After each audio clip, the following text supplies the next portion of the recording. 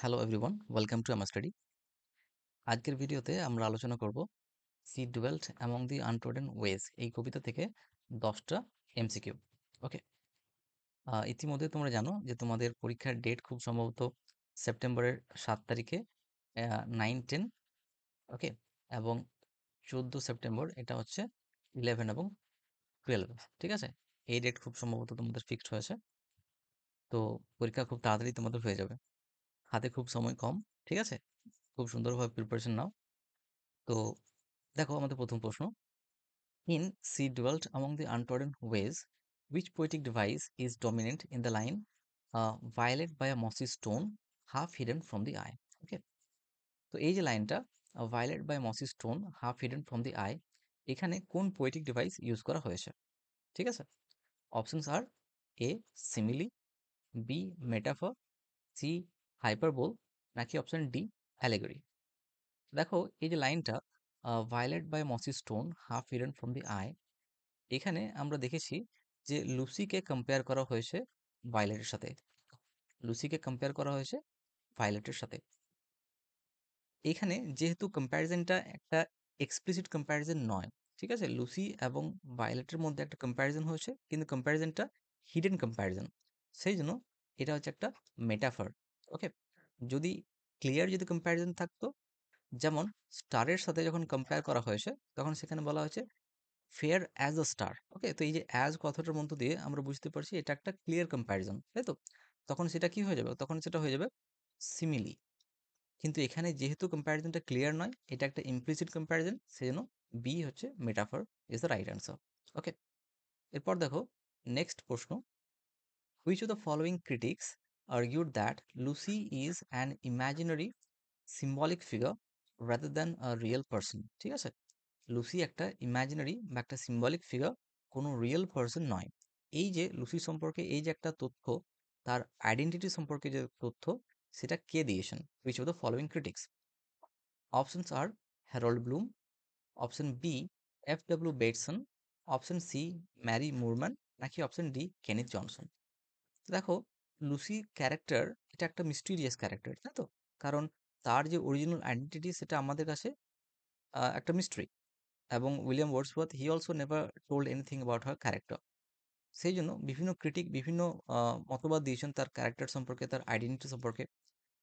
তো এখানে লুসিকে একজন ইমাজিনারি, একজন সিম্বলিক ফিগার বলেছেন বি বেটসন। ঠিক আছে, option B is the right answer. Clear? Okay, এরপর দেখো question number 3, the phrase a maid whom there were none to praise and very few to love most clearly expresses which romantic theme. ঠিক আছে, এই যে লাইনটা, এই লাইনটার মধ্য দিয়ে কোন রোম্যান্টিক থিমটাকে এক্সপ্রেস করা হয়েছে? Options R A celebration of urban experience, option B patriotism, option C solitude and anonymity, নাকি option D melancholy over lost youth. দেখো এই যে ফ্রেজটা বা এই যে এক্সপ্রেশনটা, maid whom there were none to praise, তাকে ভালোবাসার, সরি তাকে প্রেজ করার কেউ ছিল না, and very few to love, এবং ভালোবাসার জন্য খুব কম সংখ্যক মানুষ ছিল। এই যে এক্সপ্রেশনটা, এই কথাটার মধ্য দিয়ে যে রোম্যান্টিক থিমটা ফুটে উঠেছে সেটা হচ্ছে অপশন সি সলিটিউড অ্যান্ড অ্যাননিমিটি। ঠিক আছে, এখানে এই যে নান টু প্রেজ এবং ভেরি ফিউ টু লাভ, এগুলোর মধ্যে দিয়ে তার লোনলিনেস, তার অ্যাননিমিটি, তার সলিটিউড, এগুলোই বোঝা যাচ্ছে। ঠিক আছে, ওকে, এরপর দেখো question number 4, what does the star symbolise in the poem she dwelt among the untrodden ways? Okay, star কি সিম্বলাইজ করছে এই কবিতায়? ঠিক আছে, দেখো আমরা জানি যে লুসিকে কম্পেয়ার করা হয়েছিল স্টারের সাথে, তাই তো? বলা হয়েছে fair as a star when only one is shining in the sky. Okay, তো দেখো স্টার কি সিম্বলাইজ করছে? Options are her rebelliousness, option B Lucy's connection to astrology, option C her impending death, নাকি option D Lucy's beauty and remoteness. Okay, দেখো যদি মনে আসে তোমাদের, স্টারের আগে ফেয়ার কথাটা ইউজ করা হয়েছে, তাই তো? Fair, fair as a star. When আরেকটা কথা ইউজ করা হয়েছে সেটা হচ্ছে only one. Okay, only one, fair as a star when only one is shining in the sky. তো এই যে ফেয়ার কথাটার মধ্য দিয়ে তার বিউটিকে রিপ্রেজেন্ট করা হয়েছে। ওকে, আর অনলি ওয়ান কথাটার মধ্য দিয়ে তার লোনলিনেসকে ইন্ডিকেট করা হচ্ছে, ঠিক আছে? লোনলিনেস, তার সলিটিউডটাকে ইন্ডিকেট করা হচ্ছে। তো option D is the right answer. Okay, Lucy's beauty এবং রিমোটনেসটাকে ইন্ডিকেট করা হচ্ছে, সিম্বলাইজ করা হয়েছে। ক্লিয়ার? ওকে, নেক্সট দেখো question number 5। The phrase untrodden ways in the title signifies. কবিতার টাইটেলটাতে আছে untrodden ways, she dwelt among the untrodden ways, right? তো এই আনট্রডেন ওয়েজ ফ্রেজটার মধ্যে দিয়ে কি বোঝানো হয়েছে? Options are a path through the wilderness, okay, বনভূমির মধ্য দিয়ে একটা রাস্তা গেছে, সেই রাস্তাটাকে বোঝানো হয়েছে। নাকি option B, the poet's failure in love, okay, তার ভালোবাসায় যে ব্যর্থতা সেটাকে বোঝানো হয়েছে। নাকি option C, the women's isolation from society, সমাজ থেকে আমাদের এই যে ওমেন অর্থাৎ লুসি, তার যে একাকিত্ব সেটাকে বোঝানো হয়েছে।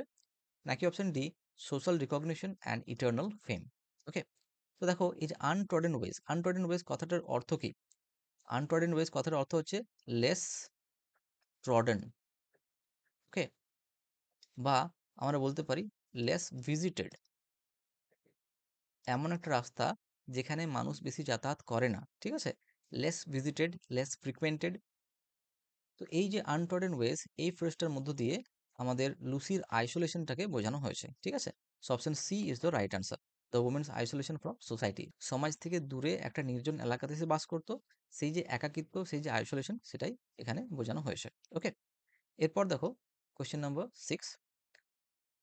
The name of the river mentioned in the poem she dwelt among the untrodden ways is. Okay, এই কবিতাটাতে একটা নদীর নাম আছে।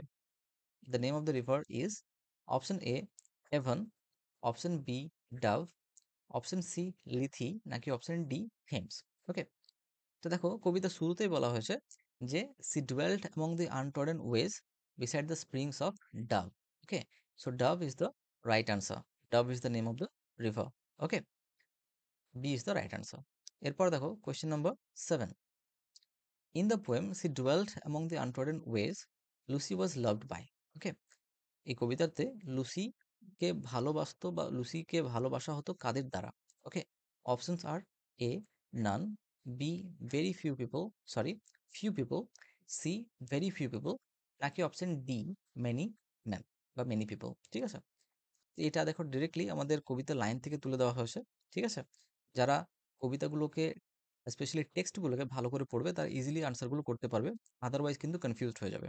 যেমন এখানে ফিউ এবং ভেরি ফিউ এর মধ্যে তোমাদের একটা কনফিউশন ক্রিয়েট হবে যদি না টেক্সট ভালো করে পড়া থাকে, ঠিক আছে?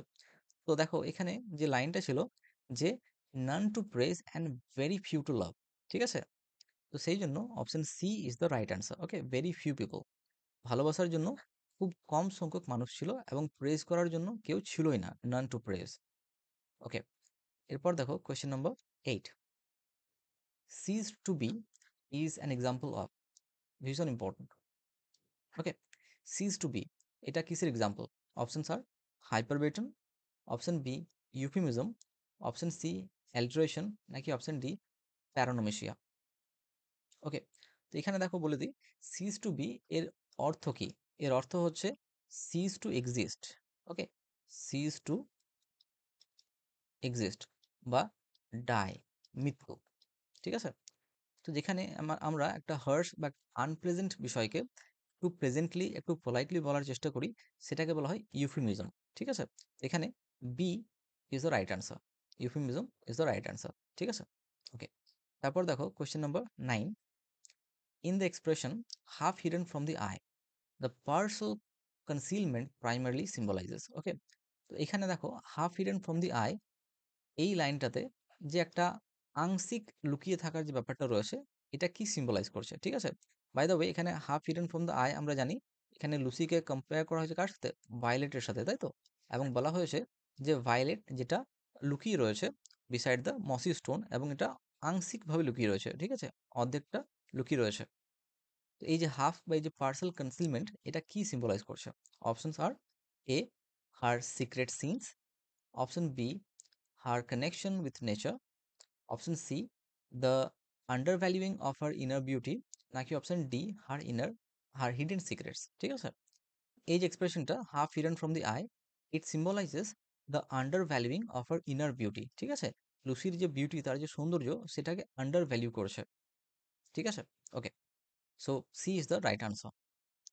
এরপর দেখো question number 10 and the last question. The expression fair as a star when only one is shining in the sky implies which deeper aspect of Lucy's character? Okay, তো এই যে এক্সপ্রেশনটা fair as a star when only one is shining in the sky, এইটার মধ্য দিয়ে লুসির চরিত্রের কোন অ্যাসপেক্টটাকে তুলে ধরা হয়েছে? Okay, options R A her pride and aloofness, option B her unique solitary beauty and amid isolation, option C her fame and recognition, নাকি option D her passion and dominance over others. ঠিক আছে, তো দেখো এখানে এই যে কথাটা fair as a star when only one is shining in the sky, okay, এখানে কি রয়েছে? Fair, it symbolises her beauty, এটা আমরা আগেই ডিসকাস করলাম, তাই তো? এবং এই যে অনলি ওয়ান, ইট সিম্বলাইজেস হার লোনলিনেস, ঠিক আছে? তো এখানে যে রাইট আনসার যেটা হচ্ছে সেটা হচ্ছে option B, her unique solitary beauty and isolation. Okay, B is the right answer. So this are the 10 questions from this poem. Okay, এই 10টা কোশ্চেনের মধ্যে তোমাদের কতগুলো প্রশ্ন সঠিক হয়েছে ডেফিনেটলি আমাকে কমেন্ট বক্সে জানিও। আর প্রিপারেশনটাকে আরও তোমাদের বুস্ট করার জন্য তোমরা আমাদের নোটস পারচেস করতে পারো, ঠিক আছে? এবং আমাদের মক টেস্ট সিরিজ চলছে, সেখানেও তোমরা জয়েন করতে পারো। ওকে, আমরা ডিসক্রিপশন বক্সে ডেমো পিডিএফস, সেটা নোটস এবং মক টেস্টের ডেমো পিডিএফস আমরা দিয়ে দিয়েছি, ঠিক আছে? Go and check it out. আর যদি কোনো জানার থাকে তাহলে তোমরা এই নাম্বারে যোগাযোগ করতে পারো, ঠিক আছে? 9563674518। এবং ডিসক্রিপশন বক্সে যাও, সেখানে তোমরা যাবতীয় ইনফরমেশন পেয়ে যাবে, how to purchase the notes, how to join the mock test series, everything. Okay, so see you in the next video. Thank you so much for watching.